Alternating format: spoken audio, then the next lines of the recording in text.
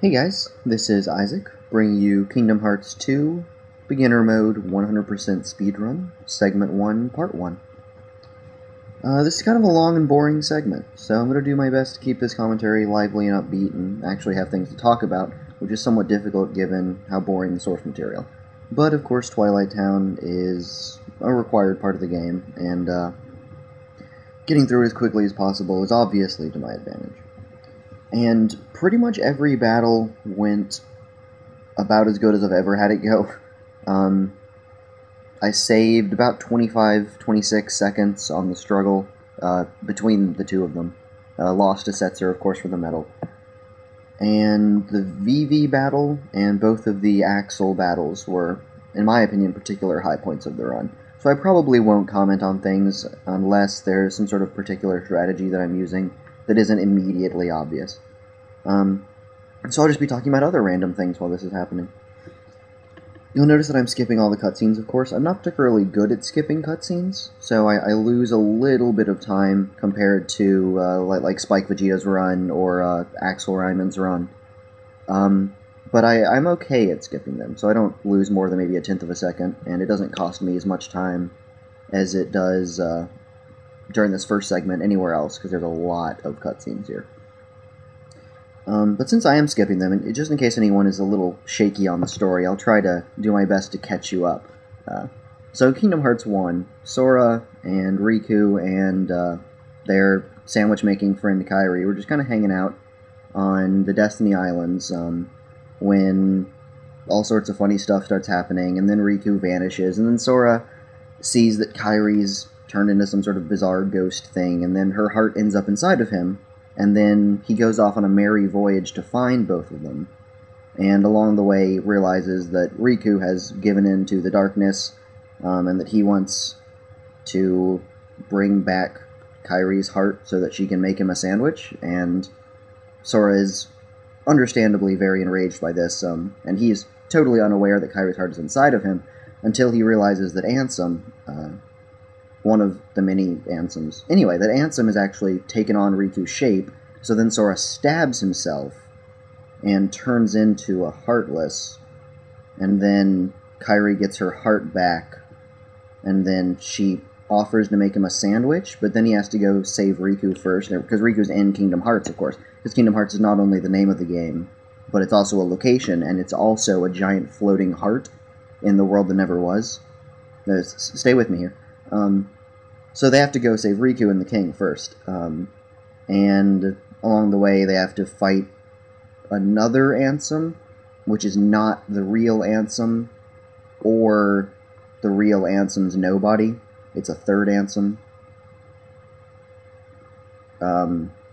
So yeah, and then I believe that the exact lines is, Kairi, I'll come back to you, I promise, I know you will, and then you'll make me a sandwich, I know I will.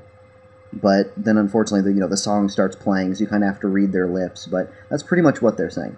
And then, I think I played Chain of Memories, I don't really remember it though, I just remember there was a lot of cards, and the graphics were terrible in a Game Boy game. And I remember quite hating it. So all that I know about that story is that apparently Castle Oblivion doesn't have any sandwiches in it. And now Roxas, who is sort of Sora, but he's not the right Sora, is looking for a sandwich.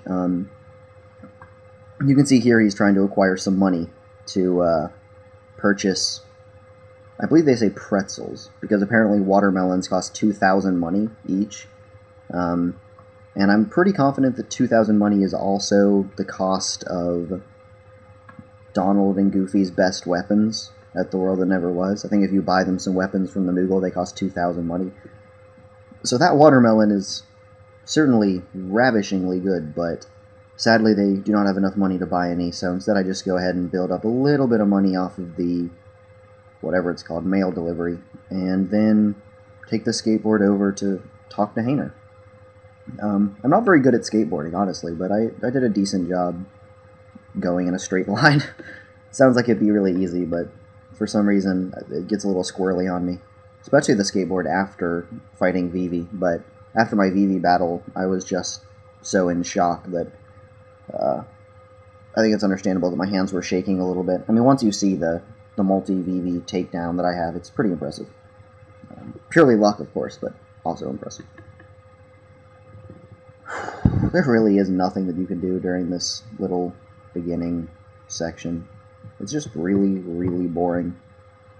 I mean, I kind of understand why they put it in to try and catch people up on all the previous happenings, but it's just too long. I mean, it really just takes far, far too long for you to actually get into the meat of the game. And there's also way too many tutorials. It's like, didn't we already do this? I believe this is the second time that we're fighting a Dusk with our little bat that doesn't work. And this is definitely the best way to fight the Dusks. I had a slightly different pattern on the first one, but both of the Dusks are totally predictable, so you just wait for them to use their walking on the moon thing.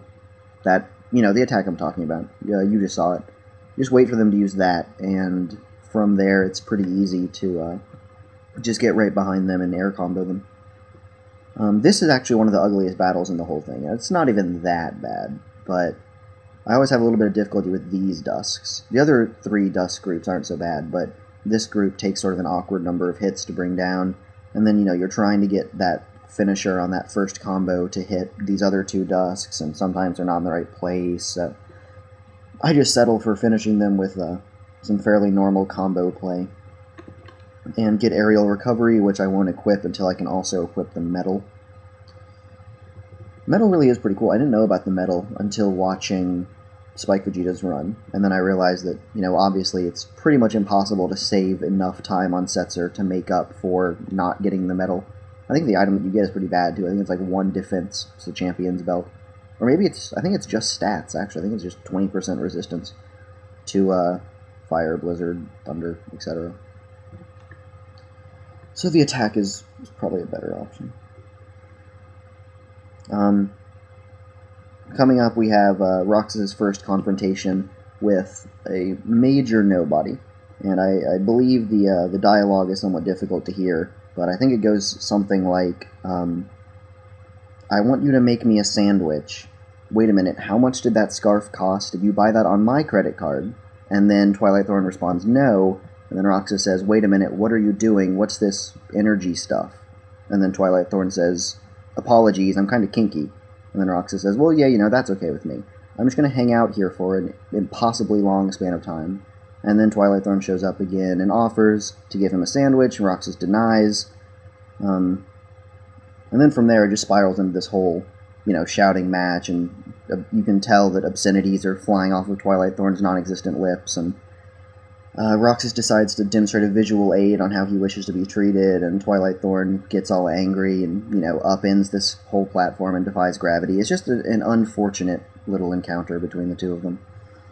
Which really is too bad, because you'd hope that they could be at least companions, if not friends. I mean, there's really nothing separating Roxas from the rest of these nobodies. It's just that he's, I believe, a digital copy of the real Roxas. Either that or he's the real Roxas in a digital world. Phone is not somewhat important. I'm not going to take that. So yeah, Roxas is, I believe, the real Roxas in a digital copy of the world. Either that or he's a digital Roxas in the real world. But he's actually Sora. You have to keep that in mind. I have to admit the story's a little convoluted. I actually don't do such a good job of hitting his head here, but it is pretty much down just to luck, and at least I don't get juggled by one of the creepers. Because those guys, really, if they use their little sword attack, they can keep you in the air forever, and there's nothing you can do about it until you get aerial recovery. So I'm glad that I just managed to get a decent time on him. I think it's possible to get up to this point with about 2 seconds faster. I think that's the best I've gotten. And, I mean, obviously it could go lower than that, but my luck improves fairly noticeably from here. And after a few more cutscene skips, that was actually a pretty good one there. It's time for the struggle. And I saved quite a bit of time on the struggle, actually. Especially on Hainer. I'm much better at Hainer than Vivi. I've said it before in the thread, but Vivi, the struggle battle Vivi, not the other Vivi, the multiple Vivis. The struggle battle Vivi is the battle in the entirety of the game that I find the most difficult. I find it more difficult than Sephiroth, I find it more difficult than the Colosseum, you know, whatever. I've actually lost to Vivi. Like, seriously, I've had less orbs than him when the round finished. I don't really know why. He's very easy to predict, but for some reason I still make a lot of mistakes against him. But I do a pretty good job on Hayner, and I think there's like 20 seconds left.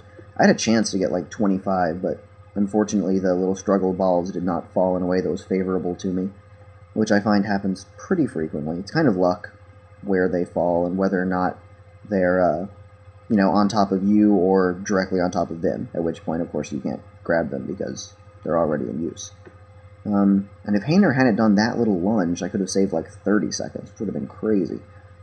But, so here you see I'm lined up to save 25 seconds, but one of the balls bounced right behind him. I don't even know what that was about. And I managed to grab it here and save 20, 30. And, see you at part 2, I guess.